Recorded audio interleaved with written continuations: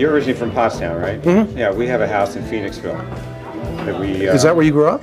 No, we grew up in downtown Philly, Okay. First and Locust, and then my parents, they were living in the house we now own, Betsy and I own. But it's an old water-powered sawmill. Oh, really? And my dream is to hook up the water power again and generate electricity. That would be cool. That's what I'm working on now. That would be really cool. Do you go back to Potts? Do you have family there? Yeah. They all live there. All my family's all still in the same area. Yeah, I was just down there last week. There was a, what do you call it, a crafts show. So I went down for that, went to my parents, had the cheesesteak, the normal. And was John's from there as well? Or? He grew up in Lansdale.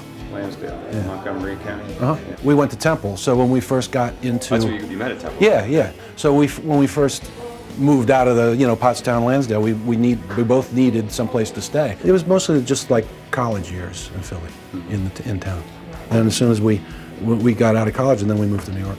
But one of the hardest parts, I think, for Philly sometimes, it's just New York's like a big magnet. I know. Philly's going to be Philly no matter what. I know. And I love it. I mean, I certainly relate to it. Take the boy out of Philly. You cannot take, How was your drive, Kip? Mike drove, so it was fine. How was your ride? They said 684 was a little hairy.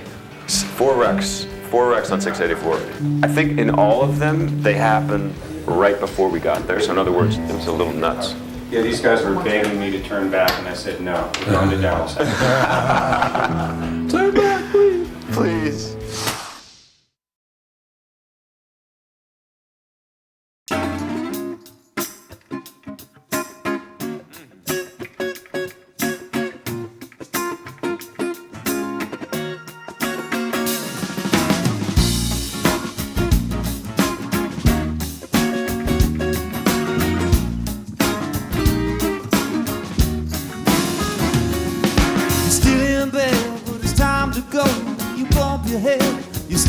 The landlord says the rent's 2 weeks behind.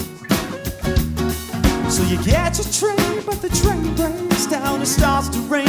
You walk downtown to the only lousy job that you could find.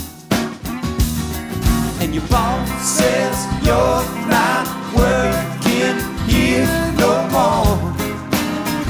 But here she comes like a vision, sliding through the door.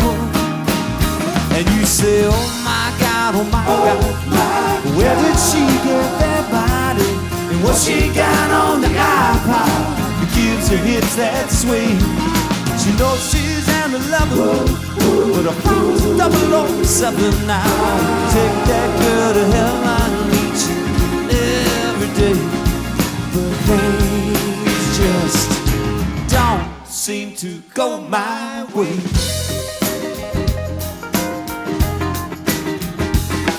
It's Thursday night, no time to pout, 'cause you got no job, you might as well go out.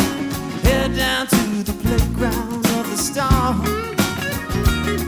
So you brush your teeth and you smoke some dope, but there's Mr. T, the velvet rope, and all the pretty people getting out the long black cars. Says you're not getting here tonight. Here she comes again, and she's stepping to the front of the line. You say, oh my God, where did she get that body? And what she got on the iPod that gives her hips that swing? She knows she's an 11, but her phone's 007 now. Take that girl to heaven each and every day. But things just don't seem to go my way.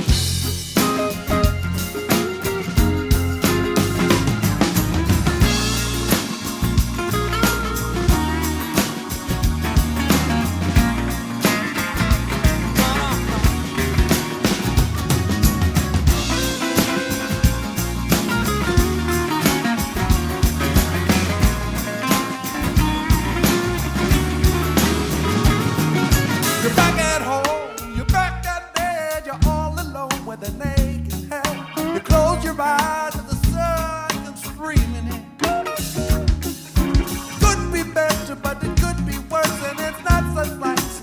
evil curse. You drift off to the place where dreams begin. There she is, just talking to some guy. But you walk right up, you look that girl straight in the eye, and you say, oh my God, oh my God, where did you get that body?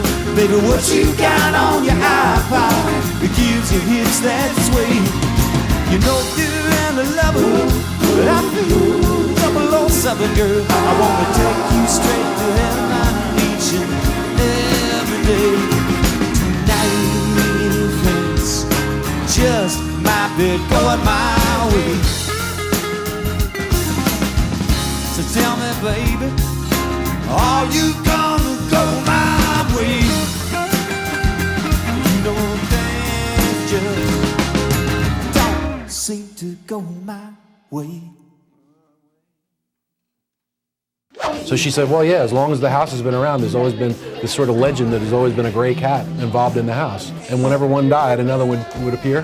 And I did find a mummified gray cat in the walls. Uh-oh. Strange. Yeah, we gotta go.